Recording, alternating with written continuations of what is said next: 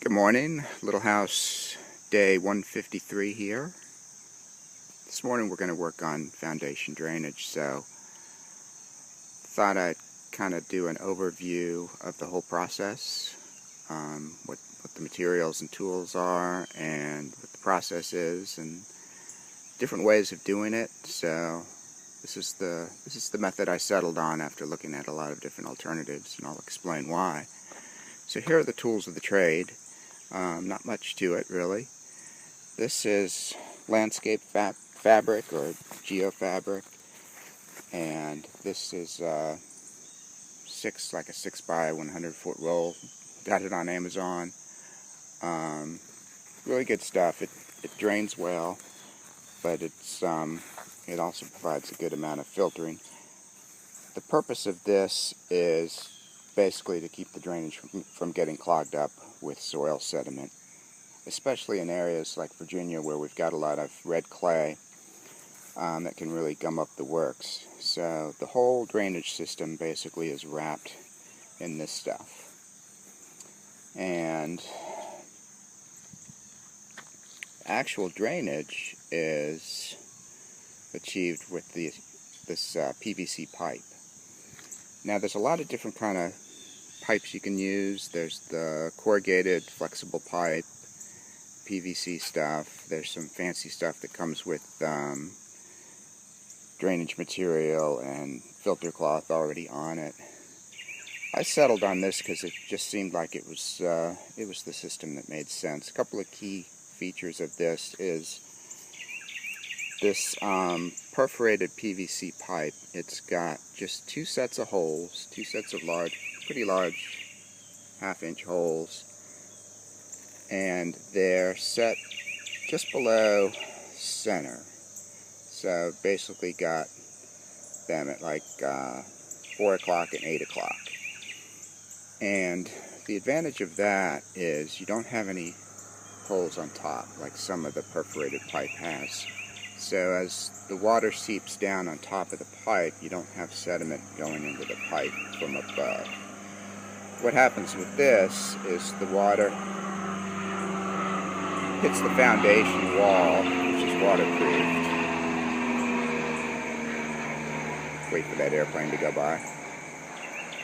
So the water hits the foundation wall, which is waterproof, and it slides down the wall and collects down around the footing where your pipe is, and eventually it rises up to the level of the holes, and then the water seeps into the pipe through the holes, and then you've got a nice channel below the holes for the water to flow. And that's the key thing here. With the corrugated pipe, since it's corrugated, it doesn't flow very well, and since it's got holes all around it, including on the bottom, doesn't seem like it provides the same benefit. So this stuff's pretty cheap, easy to work with, comes in 10-foot lengths, and the ends are belled, so they kind of get wider at the end. So it's really easy to put together. You just use regular PVC cement, just like you would with indoor plumbing, and glue them together, and you use the perforated pipe around the foundation, and then to take the water away from the house you use the solid pipe.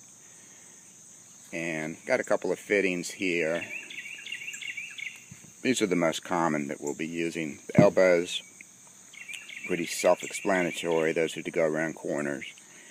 And then we're installing a lot of cleanouts. And there's two reasons for that. One is obviously to be able to clean out the pipes if they ever do get clogged. This will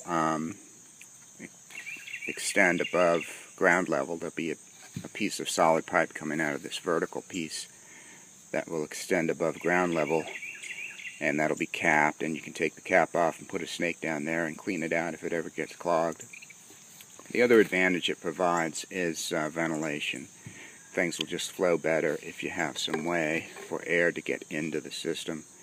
And so you can put a drain on top of this and provide ventilation that way, or you can just drill some holes in the cap. So the process basically is we put down the filter fabric, and then we put down a bed, a couple of inches of this 1-inch gravel. This is gravel that's